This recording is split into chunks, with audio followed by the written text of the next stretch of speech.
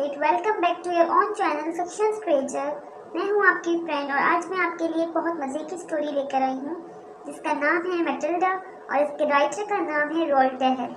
Rolled डैहल के बहुत से नॉवेल आप में से बहुत से लोगों ने यकीनन पढ़े ही होंगे, तो चलें स्टोरी स्टार्ट करते हैं। कुछ बच्चे वाकई बहुत खुश नसीब होते हैं, चाहे वो कितने ही नालायक क्यों ना हो, लेकिन फिर भी उनके पेरेंट्स उन पर प्राउड फील करते हैं और उनके लिए उनके बच्चे इस दुनिया के सबसे ब्रिलियंट बच्चे होते हैं। लेकिन अनफॉर्चुनेटली मैटिल्डा के पेरेंट्स ऐसे नहीं थे।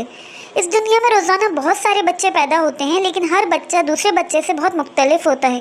कोई किसी खूबी के साथ इस दुनिया में आता है या कोई किसी खामी के साथ। मैटिल्डा उन बच्चों में से थी जो एक एक्स्ट्रा ऑर्डिनरी दिमाग के साथ इस दुनिया में आई थी। मैटिल्डा पैदाइशी तौर पर एक ब्रिलियंट बच्ची थी, लेकिन मैटिल्डा के पैदा होने पर मैटिल्डा के पेरेंट्स को ज़्यादा खुशी ना हुई और वो बस इस इंतज़ार में थे कि जल्दी से इसको ले जाकर घर के किसी कोने में फेंक दें, जैसे किसी पेट को रखते हैं घर में लाकर। अगर मैं ये कहूँ कि मैटिल्डा जो है वो एक बिल्कुल निगलेक्टेड चाइल्ड थी, तो ये बात बिल्कुल गलत ना होगी।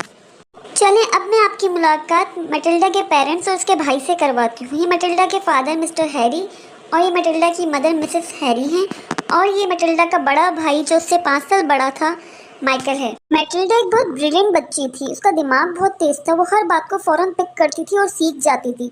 आधे से ज़्यादा जानत तो उसको विरसे में उसके parents mister and Mrs Harry से मिली थी। उसके पेरेंट्स भी खासे स्मार्ट थे। मैटिल्डा के फादर एक इलीगल कार डीलर थे और उसकी मदर जो है वो गैम्बलिंग करती थी, और वो दोनों अपनी अपनी ज़िंदगियों में इतने मगन थे कि उन्होंने कभी भी अपनी बच्ची की जो इस अनयूजुअल एक्स्ट्राऑर्डिनरी क्वालिटी को नोटिस नहीं किया।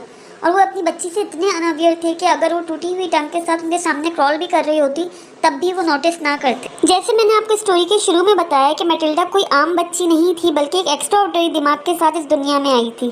तो जब वो 1.5 साल की हुई तो वो बिल्कुल ठीक से बोल लेती थी, और वो इतने अल्फाज बोल सकती थी जैसे कोई भी बड़ा बोलता है, वरना यूजुअली बच्चे 2 या 3 साल के बाद सही से बोलना शुरू करते हैं। मगर उसके पेरेंट्स उसकी तारीफ करने के बजाय उसे हमेशा शोर मचाने वाला चटर बॉक्स कहते थे, और उससे गुस्से में कहते थे कि इतनी छोटी बच्ची को ना कभी इतना बोलते देखा है ना सुना है। जब वो 3 साल की हुई तो इसने अपने घर के तमाम अखबार और रिसाले पढ़ लिए थे, और जब वो 4 साल की हुई तो वो बहुत अच्छे से पढ़ सकती थी, और इस तरह खुद ब खुद उसमें किताबें पढ़ने का शौक़ पैदा होता गया।